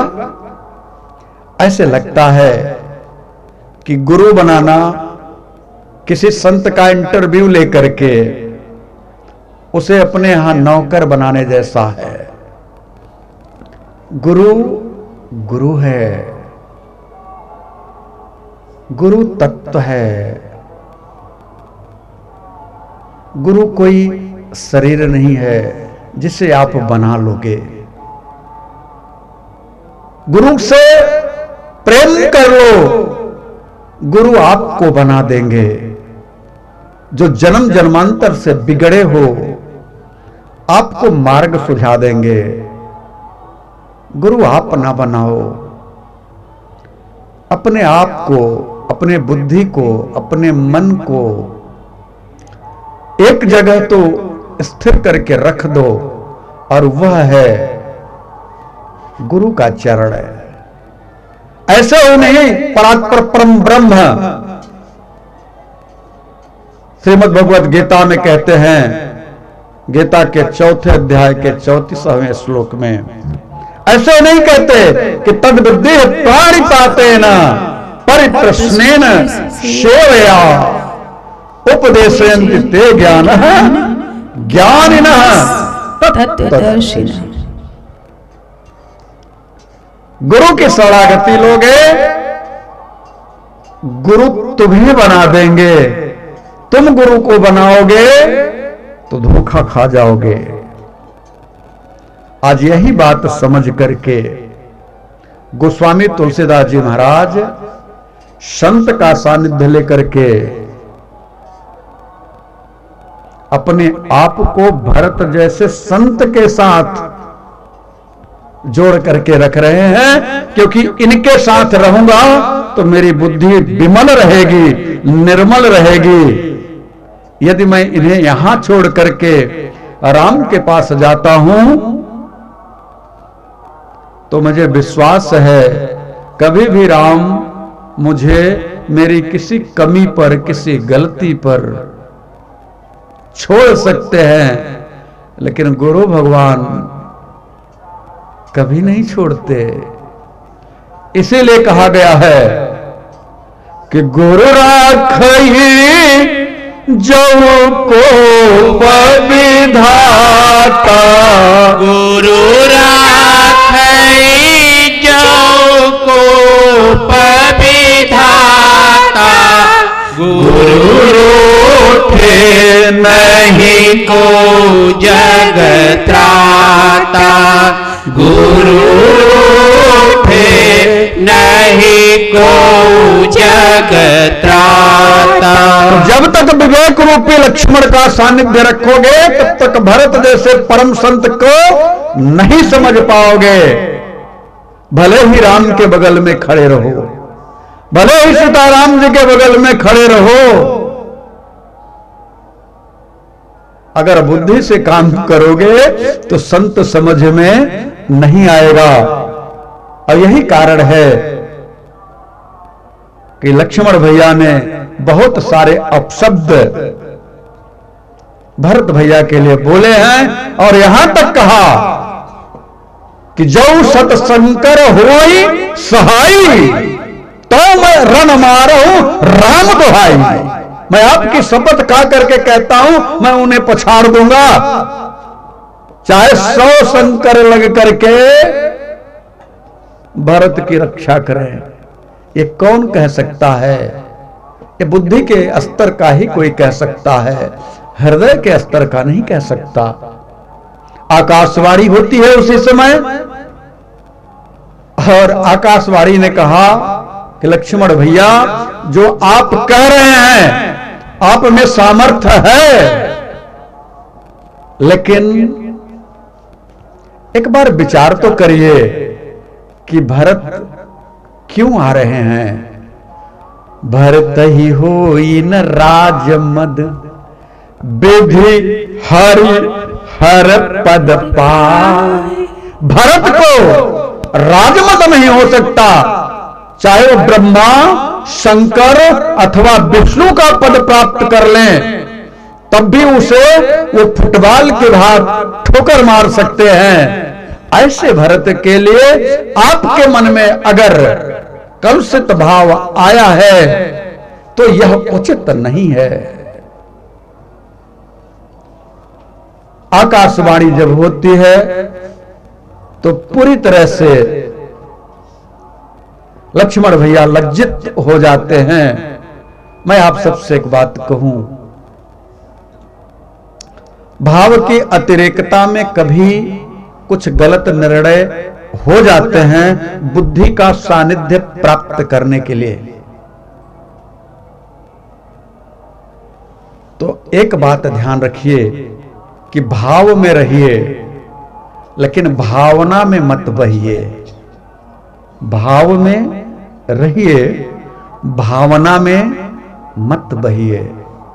इसका अभिप्राय यह है कि भाव जब तक है तब तक प्रभु से प्रेम करने के लिए, मिलने के लिए आशा की किरण दिखाई देगी। भाव और फिर उसके आगे है ना, भाव ना। जब भावना में बह जाओगे तो न भाव रहेगा न आपका प्रेम रहेगा, विवेक जागृत हो जाएगा। और जब विवेक जागृत हो जाएगा तो निर्णय फिर ठीक नहीं होगा। इसलिए भाव रूपी भरत का सानिध्य प्राप्त करने के लिए भावना में बहकने की जरूरत नहीं है। सीताराम जी के चरणों के साथ में जुड़े रहने के बाद भी लक्ष्मण जैसे परम विरक्त हैं, कोई साधारण नहीं है। उनके अंतःकरण में भावना का प्राकट्य हो जाता है। यह क्यों होता है? क्योंकि राम जी की ही इच्छा रहती है। राम जी यह बताना चाहते हैं कि मुझसे मिलना है तो भाव से मिलो, विवेक से नहीं। गरुड़ जी महाराज 24 घंटे मेरे प्रभु के साथ रहते हैं, लेकिन जब बुद्धि के स्तर पर आते हैं तो भटक जाते हैं। फिर उन्हें कागभुसुंडी के पास जाकर के राम कथा सुन करके अपने अंतःकरण की शुद्धि करनी पड़ती है। इसलिए भाव में जियो, भावना में नहीं। हम सभी विचार करें कि हमारा जीवन कहीं भाव से हट करके भावना में तो नहीं जा रहा। यदि जा रहा है तो उसे रोकें। आज हमारा मन था, इच्छा थी कि भरत जी को अपने प्रियतम से मिलवा देंगे, लेकिन प्रेरणा हुई कि नहीं, थोड़ा विरहियों को और विरह की आग में जलने दिया जाए। बिरहन की आग विरह में जब तक तड़पाएगी नहीं तब तक सीताराम जी का दर्शन कैसे? इसलिए आज की कथा में हम लक्ष्मण जी महाराज के क्रोध तक और आकाशवाणी तक की यात्रा पर समापन करना चाहेंगे और यह बात कहते हुए कि आप अपने जीवन में भगवान के प्रेम को पाना चाहते हैं तो भाववश्य भगवान सुख निधान करुणा भवन तज ममता मदमान भजिय सदा सीता रवन। ममता मद मान भावना का त्याग करके भाव के साथ में यदि आप रहेंगे तो भाववश्य भगवान।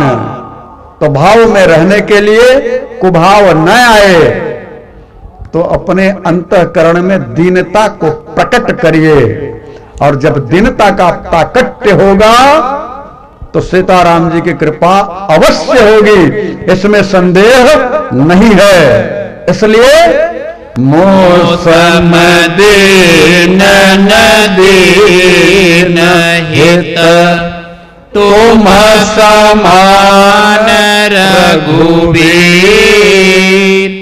अस विचारी रघुवंश मणि, हरहु विषम भव भीर, हरहु विषम भव भीर, कामिहि नारी प्यारी जिमि, लोभे प्रिय जिमि दाम, तिमि रघुनाथ निरंतर,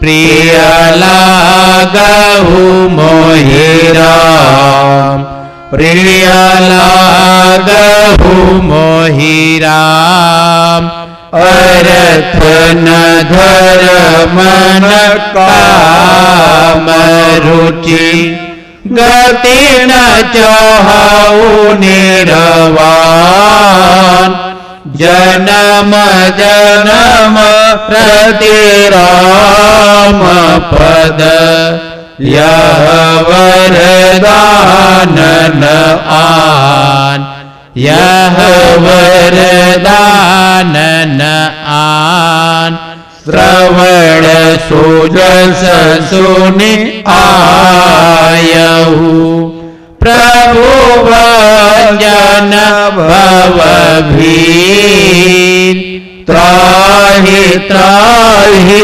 आरत हरण, शरण सुखद रघुबीर, शरण सुखद रघुबीर। भगवत धर्मानुरागियों, आज की चर्चा में आप सभी ने भरत भैया को अपने गुरु भगवान के प्रश्नों का उत्तर देते हुए सारे समाज को, सारे अयोध्या वासियों को लेकर के स्वयं भगवान के परम मित्र निषाद राय जगुए और केवट को भी लेकर के भरत जी राम जी का दर्शन करने के लिए बस पहुंच ही गए हैं। थोड़ा सा रह गया है। रहा क्यों? क्योंकि आपके अंतःकरण में एक बात हमेशा होनी चाहिए। यह मैं अपने भाव को व्यक्त करके कहता हूं कि प्रभु दर्शन देना चाहें तो उनसे कहिएगा, मैं आ तो गया हूं मगर जानता हूं, मैं आ तो गया हूँ मगर जानता हूँ, तेरे दर पे आने के काबिल नहीं हूँ, मैं आ तो गया।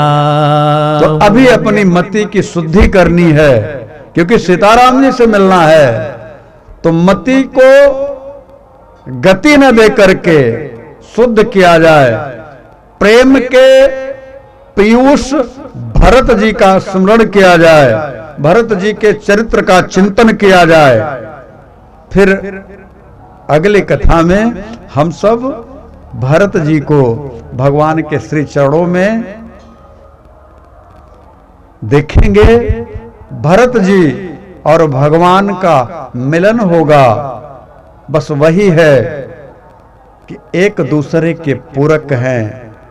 को चंदा कौन चकोर, यह कहना उचित नहीं, हमारी सामर्थ्य में नहीं है। इसलिए परम विरक्त संत भरत जी से मैं प्रार्थना करूंगा कि प्रभु आप तो राम सीताराम जी के प्रेम विरह में अयोध्या वासियों को लेकर के निकल पड़े हो राम जी से मिलाने। अरे मुझ अकिंचन पर कब कृपा करोगे? क्या मैं उस लायक नहीं कि मुझे भी चाहिए सीताराम जी के चरण, क्या मुझे भी नहीं मिलाओगे? ऐसा भाव रख करके रात्रि विश्राम किया जाए, भाव में रहेगा तो भरत भैया हम सबको भी सीताराम जी से मिलवाएंगे। आज की पावन कथा में, आज के सत्संग में जो पुण्य है परमात्मा से प्रार्थना करता हूं वह आप सबको प्रदान करें। आप सबका मंगल हो, आप सबका कल्याण हो। बोले राघवेंद्र सरकार की जय, वत्सल भगवान की जय, भरद्वाज महाराज की जय, तीर्थराज प्रयाग की जय। नमः पार्वती पते हर हर महादेव। आज के लिए बस इतना ही। हरि ओम।